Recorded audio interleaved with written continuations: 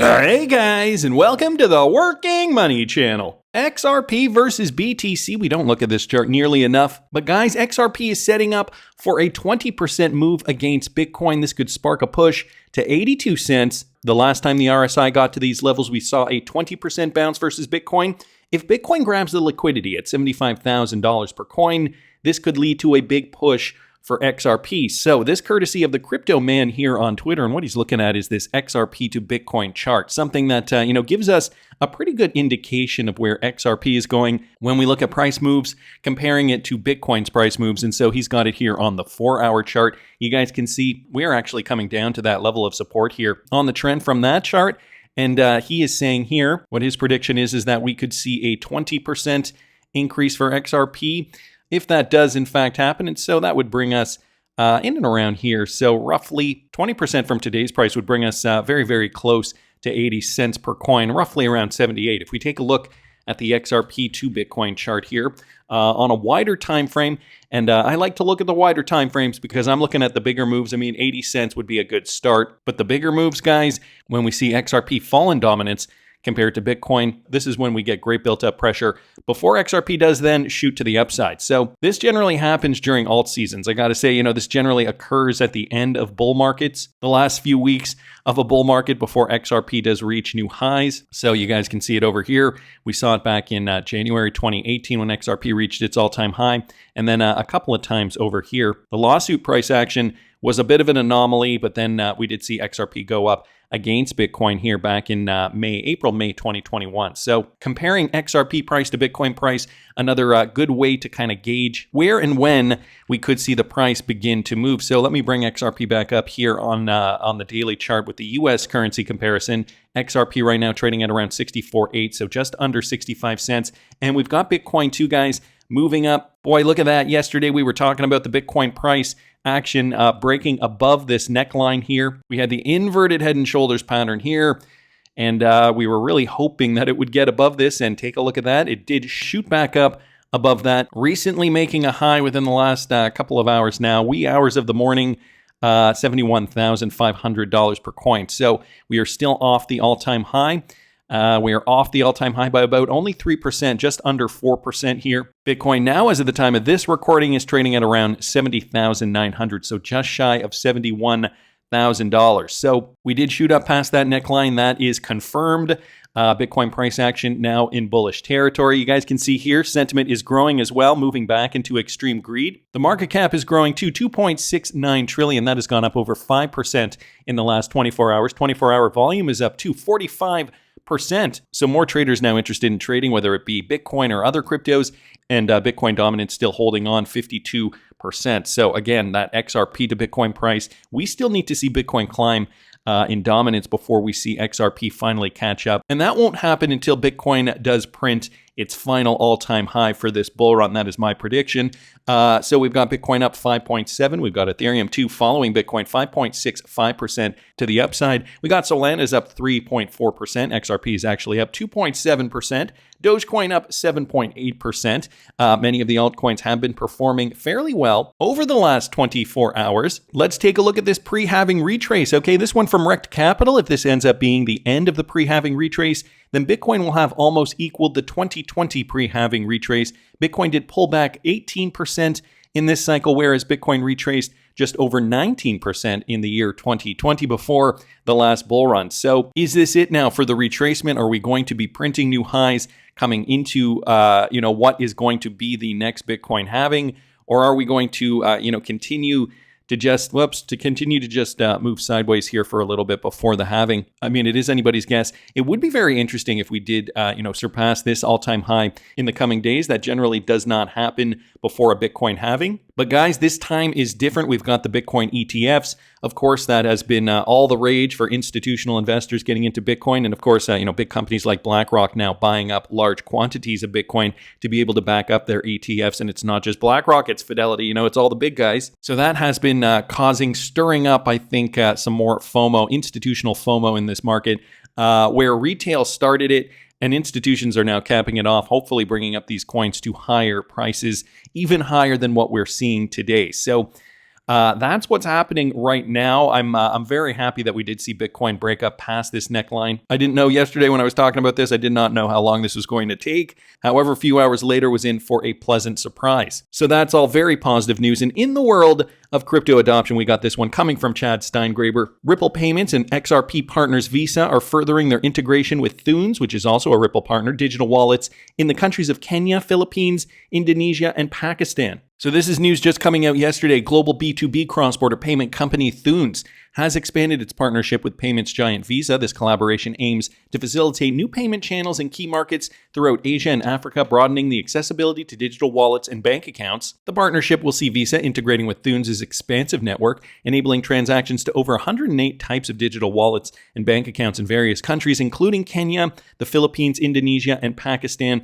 Moreover, Thunes will adopt Visa's direct push-to-card feature, which allows for payments to be made directly to Visa cards and accounts for over 190 countries and territories worldwide. So, global B2B, business-to-business cross-border payments company Thunes has now expanded this partnership with Visa, one of the leading credit card companies. I believe Visa is the largest credit card company on the planet. So now they're looking to expand their network, enabling more transactions to these countries, Kenya, the Philippines, Indonesia, and Pakistan. And down here is a quote, guys, at Visa. We're building the infrastructure to enable our partners to move money from any endpoint to any endpoint seamlessly, broadening both our reach and number of endpoints. More than 8.5 billion today is crucial for achieving our goal. Together with Ripple partner Thunes, we're broadening the payment ecosystem by connecting the bank accounts, cards, and wallets, ultimately bringing more streamlined payout capabilities to our joint clients.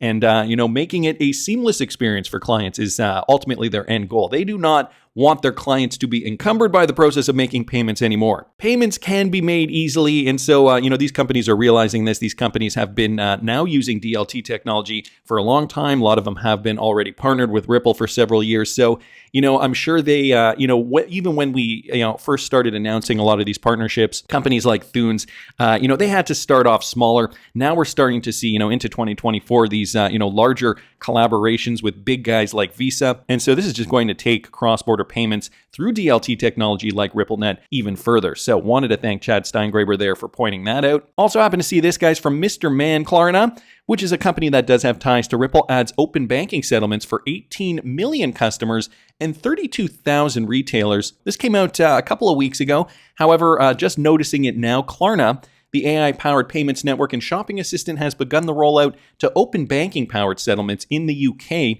The launch means customers can now pay Klarna directly from their bank account instead of using a debit card, bypassing the card networks and marking a major milestone in Klarna's ambition to build a payments network for the future. Klarna has already launched an open banking settlement for its Pay Now instant payment option and Pay in 30 and Pay in 3 schedule for later in 2024. The launch to Klarna's 18 million UK customers gives open banking a significant boost in the UK, where approximately 5 million Brits use open banking payments each month. So they are expanding that network to British citizens. For customers, open banking settlements are simple, secure, and instant with no need to enter payment details into an unknown retailer's website. To make the payments, a consumer has to just click Pay by Bank, which takes them to their mobile banking app. And then there they can complete the payment quickly and securely. So Klarna here, again, does have ties to Ripple, now adding banking settlement, open banking payments for 18 million customers. So another 18 million in Great Britain, which I do believe has a population of about 60 million people, if I'm not mistaken, probably over that. What is the population of the UK? 67.33 million people. Okay, and that was as of the year 2021. So way over 60 million people now. And so onboarding another 18 million customers, that would be roughly 67, another 26%, 27% of the population in the UK. So possibly using the XRP ledger, most likely using DLT technology. Considering it is a partnership with Klarna, there is a high probability of that. Anyway, wanted to thank Mr. Man for bringing that to our attention. And James K. Filan came out on Twitter yesterday evening. There is a new update in the Ripple versus SEC case. So Ripple versus SEC. The SEC has filed its motion for remedies, an entry of final judgment, its memorandum of law in support of that motion, and its proposed judgment. So James K. Filan here with all the details. I will link this in the description of the video for you guys if you are interested in reading the full thing. Wanted to take some time, though, to go over this because there are some questions regarding, some of these things that the SEC were claiming. Insofar as Fred Rispoli down here giving his interpretation of this and the possibility that XRP could have been, I don't know, $10, $20, $25, $50, $589. Had some of this not happened. Do you guys know the scoop? Let me get into this. Hill Binman here on Twitter first taking the piss out of this exhibit. They used the XRP Las Vegas party photos as an exhibit here. I don't know if you guys are probably catching all of this on Twitter already, but they actually were using, the SEC was actually using the party that happened in Las Vegas last year as one of their exhibits. You guys can see prominent XRP community members down here in the thread as well. And so the XRP community was having quite a giggle over this. Fred Rispoli also posting one of Mr. Intuitive and Brad Garlinghouse down here. You guys can see XRP Crypto Wolves down there along with Anders. And so even Jungle Link, saying the SEC's strongest evidence against Ripple in their recent filing. Here, Brad Garlinghouse, hail to the king, the beginning is near. What else do we have here? And they just, I guess, took scrolls and screenshots of all of this, as we were celebrating XRP's victory as being deemed not a security. The SEC now trying to use this against the XRP army. I can't even believe the SEC would include this. It makes them look so bad, says Mikkel. Daniel here says this can't be real, man. Jin says, maybe I should go to work for the SEC. I'm good at taking screenshots. I hope this comment will appear in a future filing as evidence. Is this a joke?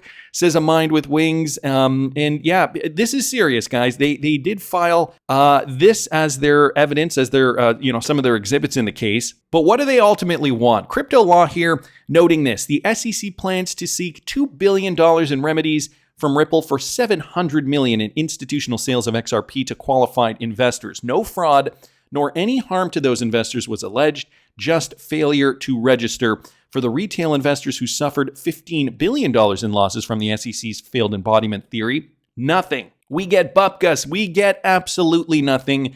On what planet is this okay? So Crypto Law was retweeting out Brad Garlinghouse's tweet. Originally from earlier yesterday, Gensler's SEC has repeatedly acted outside the law, not going unnoticed by judges admonishing the agency for a gross abuse of power entrusted to it by Congress, the debt box case, he puts in brackets here, and for acting without faithful allegiance to the law, the Ripple case. Let's not also forget Gensler's lack of attention to the SBF fraud. So Brad Garlinghouse said it, not me, pointing to the fact that, the SEC is not even going over the SBF fraud in any kind of capacity. And so the SEC plans to ask the judge for $2 billion in the case that involved no allegations, let alone findings of fraud or recklessness. There is absolutely no precedent for this. We will continue to expose the SEC for what they are when we respond to this. So, gloves are coming off. I mean, the SEC has already failed in so many cases and continues to fail as they take more cryptocurrency companies to court. XRP Crypto Wolf saying, how many billions does the SEC owe Ripple in the XRP community? When the lawsuit was first announced, it wiped out $15 billion in market cap, and that's not even including all the exchanges that delisted. So let's not forget what happened to XRP holders, and I'm sure if you were an XRP holder during this time, you probably do remember, the very big glaring fact here that the proverbial elephant in the room, I guess that everybody probably remembers, is that XRP did not make a new all-time high in 2021. Without the SEC breathing down our necks, we probably could have surpassed the $3.31 all-time high that was printed back in January of 2018. And so, yeah, I mean, I've done videos about this before the lawsuit. This was in and around November of 2020. XRP did rally 234% in only a few days here. Let me zoom in here and show you guys what I mean by this. So XRP did rally. Again, this was pre-lawsuit. How many days was this? Let's take a look. Let's call it from here to about here. 11 days, okay? 231%, and that was, par for the course for XRP performance. We were expecting to see, a repeat of 2017, 2018 at this point in time. Then the SEC lawsuit comes in and around here, December, I believe it was December 22nd. We got the notice, and this is what happened to XRP price. It plummeted right back down, lost about, at its lowest, lost 70%. XRP was trading at 17 cents per coin.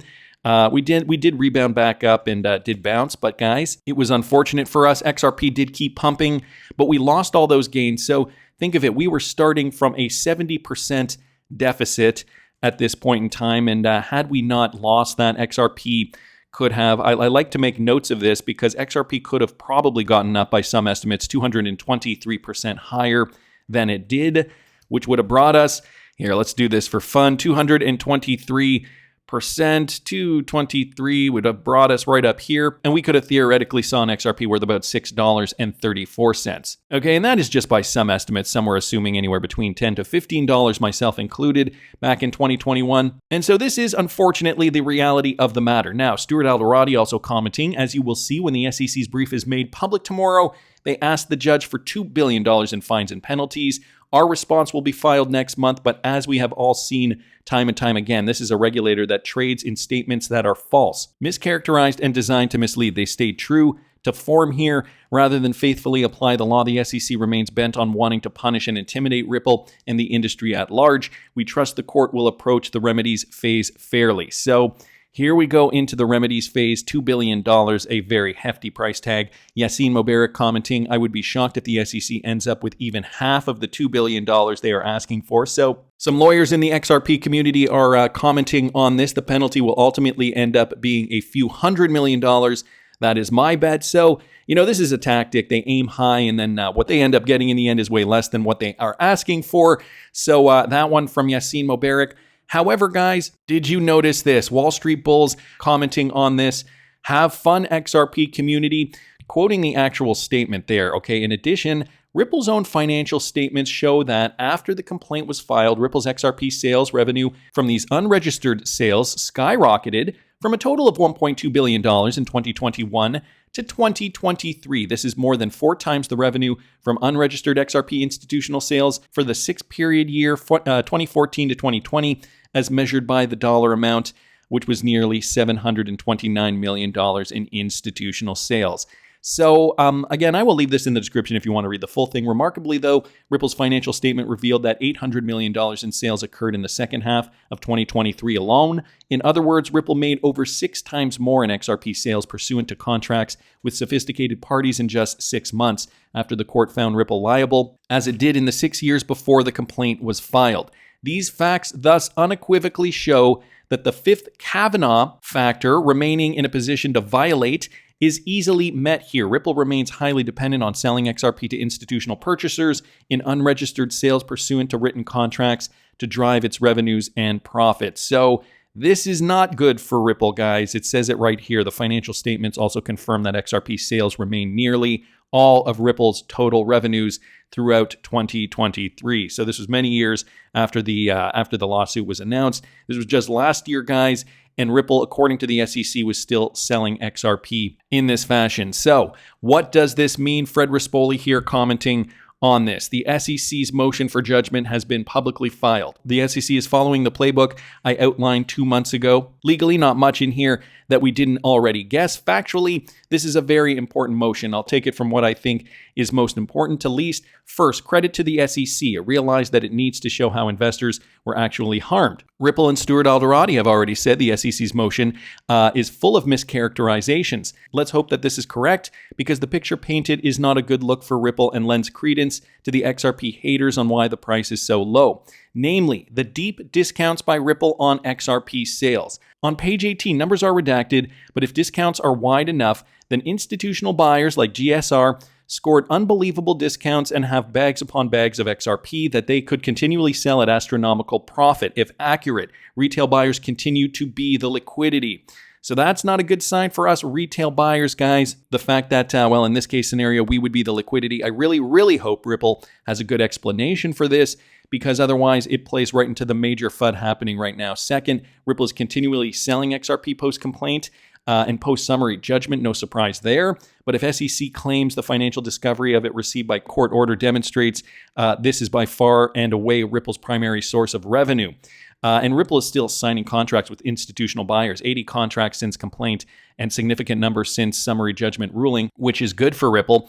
Third, this motion will determine where ODL falls on whether unlawful sale or permitted sale. Stakes are very high here, and we have to hope Ripple has sufficiently changed its business practices to account for Torres's ruling. Fourth, I thought Ripple was in the low 40s or even high 30s in billions of XRP, but it is more like 45.77 billion XRP. Fifth, the SEC relies on the library case a lot, but there the amount sought by the SEC ended up being a small fraction of what SEC was granted, but at the same time it ended library as a company. So that is something we should also remember. Library went bust after this. Bottom line, though, this motion, though, is of enormous consequence, and the pettiness of the SEC leads me to speculate on the two options on how it ends. One, the amount ordered by the court is low enough and rulings on newly structured sales favorable enough to Ripple that there is a final settlement after the ruling. I'm now putting this at 40% odds. More likely is this will come out favorable for Ripple on the money amount of things owed, but that Ripple will take a hit on what is allowed going forward, meaning this is going to an appeal to the Second Circuit. So the XRP Don does ask, so you have to wonder what the price of XRP would have been right now had institutional buyers didn't get the big discounts. And Fred Rispoli unfortunately says exactly, if I had hundreds of millions of XRP that I bought at 0.0001 cents, I would sell gradually over the years to not suppress the retail price too much. Essentially, there are more Jed McCaleb taco stands out there than we realize.